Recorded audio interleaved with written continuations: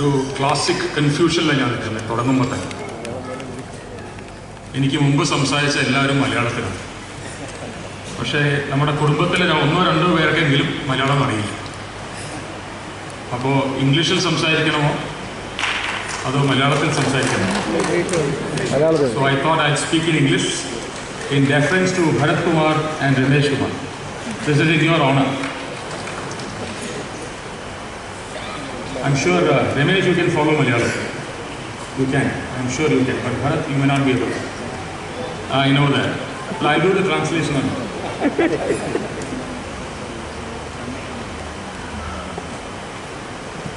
This is by far one of the biggest gatherings I've seen for any advocates meet. And I can say it authoritatively because I've been to most of the associations and organizations. And this hall looks like a cinema theater. And therefore, to borrow from one of the cinematic words, this conference is already a blockbuster hit.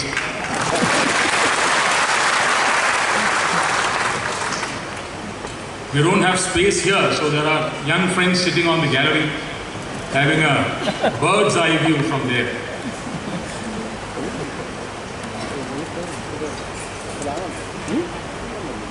And thank you organizers for giving me a chair which is bigger, flashier, more comfortable than my official chair.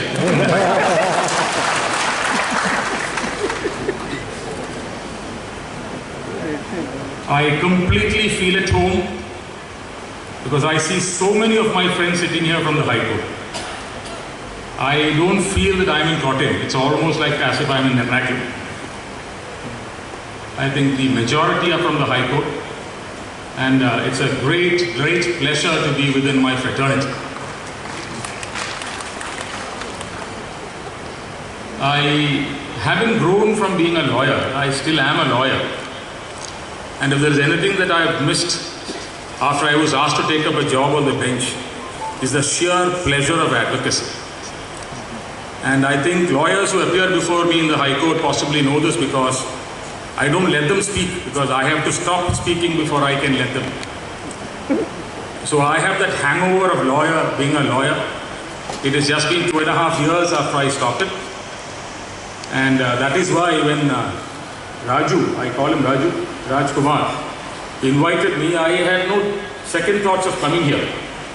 In fact, the National Judicial Academy asked me to speak either this weekend or next weekend in one of their conferences. I chose next weekend because I wanted to be here.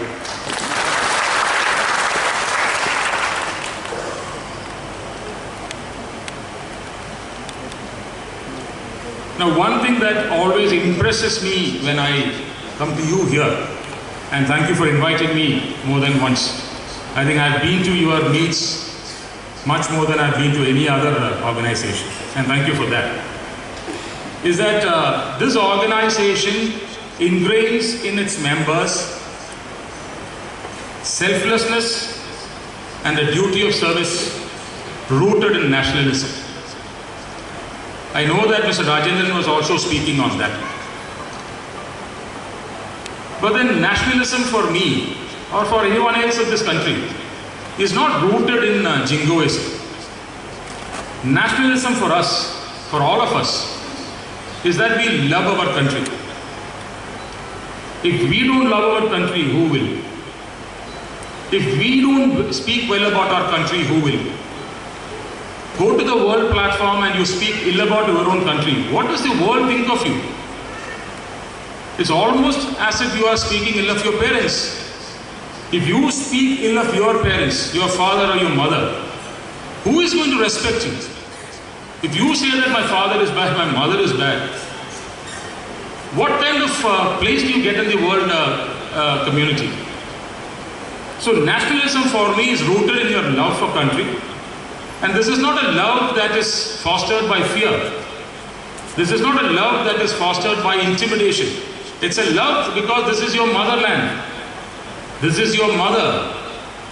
You have to be proud of your mother. Whatever be your mother, you have to be proud of your mother.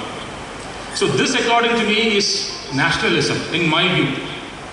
Now, I'm not going to go very, very expansive or wide about what I'm going to say, because I am generally inspired by the words of the character Polonius in Shakespeare's Hamlet.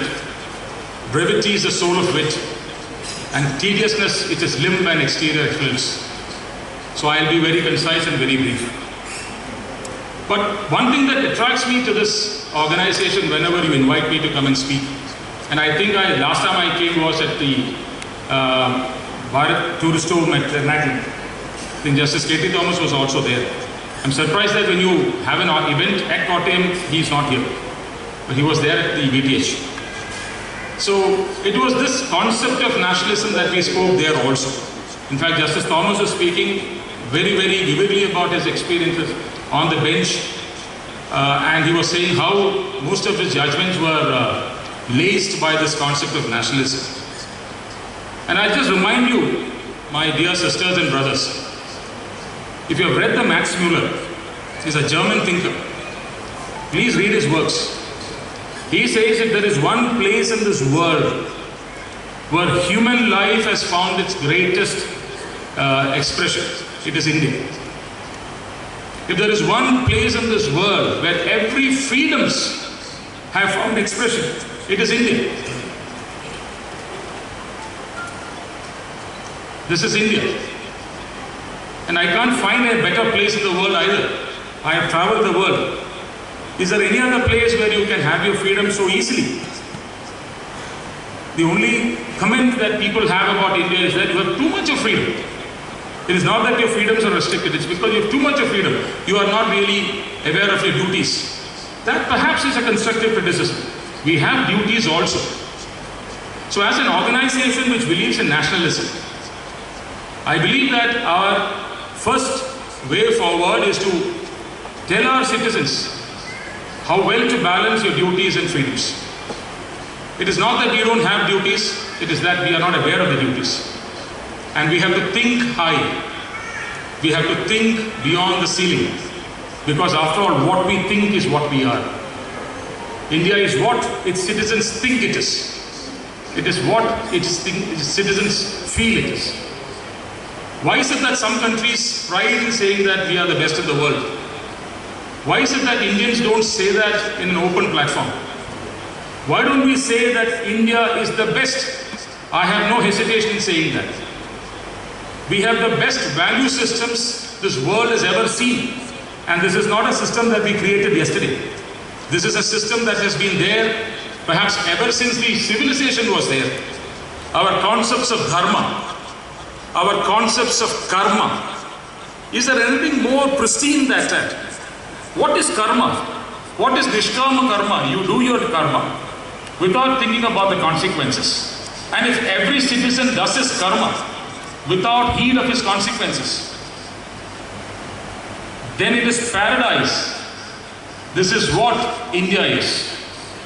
And I have no hesitation in saying, I'm proud to be an Indian and I'm proud of my motherland. There is no doubt about it. Now, coming back to the profession of law, I was taking some classes on continuing legal education also. I'm not trying to advise the community. I'm not trying to advise a fraternity. You are all my brothers and sisters. I was also trained here. I am a product of the system into which my gurus took me in, including my father. But one thing that is missing in our profession these days, slowly, is a concept of integrity, the concept of ethicality. It's a concept of rectitude. No, I'm not finding fault or blame. It's possibly because we are too many now. The opportunities are perhaps more restricted now. But believe me, there is no profession of law without ethicality. We have to do what is right, notwithstanding the consequences. It is when we choose, when each of us choose what is right over what is wrong. It is not being neutral between right and wrong. It is choosing the right over the wrong, whatever be the consequences. That is ethicality. Now, individually, or each of us will have different concepts of ethics and morals. What is perhaps right to you, perhaps may not be right to me. what I do right perhaps is visioned as wrong by you. It's possible. I'm not saying there is any generalized standards for all this. But then ethicality, according to me, is when you are ready, you are fearless, you are strong enough to take the right against the wrong, notwithstanding consequences. This is what the lawyers' organizations have to prepare its members for. This is where the organization will be different from the others. And I can see that already. This is one group of people whom I have a lot of trust in, a lot of faith in. This is because we are rooted in our essential morals, essential ethics, in our essential norms. Never let that go.